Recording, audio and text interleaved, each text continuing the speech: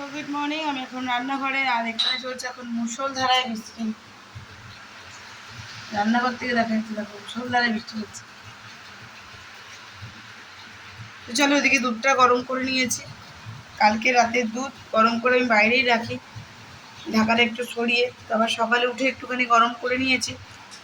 আর মিঠির বাবা খেয়ে নিয়েছে ভাত। আর এখন একটু বানিয়ে দেবো মিঠিকে পাস্তা।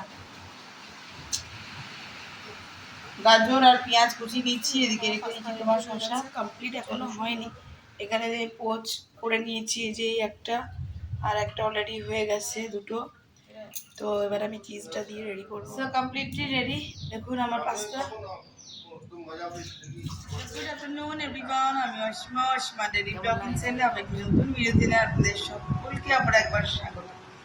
আশা করবো আপনারা সকলে বেশ ভালো আছেন, সুস্থ আছেন। আমরাও বেশ ভালোই আছি। মানে আমি এখন দুদিনের জ্বরের থেকে আজ একটু ভালো আছি। তো দেখতেই পেলেন, আমি কিন্তু আজকে সকালে মুখে কিচ্ছু ভালো লাগছে না, আর এত কাশি হচ্ছে যে মুখে পিঠে খুব ব্যথা করছে কাশতে কাশতে। তো ওইটা দেখলেন মিঠির বাবা খেলো। কালকে ঠান্ডা ভাতটা খেয়েছে, ছাতু মেখে দিয়েছি, তারপর বাবার সঙ্গে একটুখানি পাস্তাও খেয়েছে। খেয়ে নিজের গায়ে চলে গেছে। এখন বৃষ্টি পড়ছে, কন্টিনিউ ঝমঝম করেই পড়ছে। একটু হালকা হয়েছিল, মিঠির বাবা বেরিয়ে পড়েছে। তো যাই হোক, এখানে আমরা দুপুরের লাঞ্চ কিছু করবো না, এখন সময় হয়ে গেল 1:49। ভাবলাম মাছের ঝোলটা করবো। তো বেকার আর খাবার কেউ নেই, ওবেলা দেখি গরম গরম ভাত আর মাছের ঝোলই করবো। আর এই যে মিঠি জমান এদিকে বসে আছে, বসে নেই, মিঠি স্নান টান করলো। মিঠির বাবা আজকে পুজো করেছে। আর এদিকে আমি একটু দেখছি একটু হরর মুভি, বসে বসে খানিক্ষণ দেখি। হ্যাঁ, আমার বুকু পিঠে এমনি ব্যথা করছে, কি আর করবো। চলো সঙ্গে থেকো, দেখতে পাই আজকে ব্লগটা। মিঠির বাবা গেছিলো বাজার থেকে নিয়ে এলো আলু আর পেঁয়াজ। আমার আর কিছু লাগতো না, সব ওরকমই রাখা আছে। সেই পরশুদিন নিয়ে এসছে মাছ, সেই মাছই পড়ে আছে।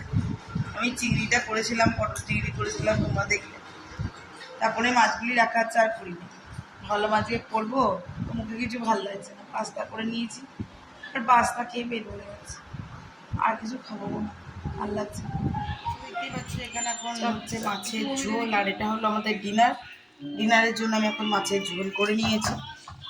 আর ভাত ভাত অবশ্যই আগে হয়ে গেছে, ভাত আর মাছের ঝোল। আর করেছি একটু ভাজা, এই যে পটল ভাজা, এখানে আছে ঢেঁড়স ভাজা, একটু পেঁয়াজ কুচাবো, ওই যে কেটে নিয়েছি। আর এই যে 4 পিস আলু রেখেছি সেদ্ধ করা, এই আলুটা একটু জাস্ট মেখে নেবো, ব্যাস। আর কিছু পাচ্ছি না বন্ধুরা। তো চলো, আজকে একটা ছোট্ট মিনি ব্লগ দিলাম, কেমন লাগলো অবশ্যই জানিও।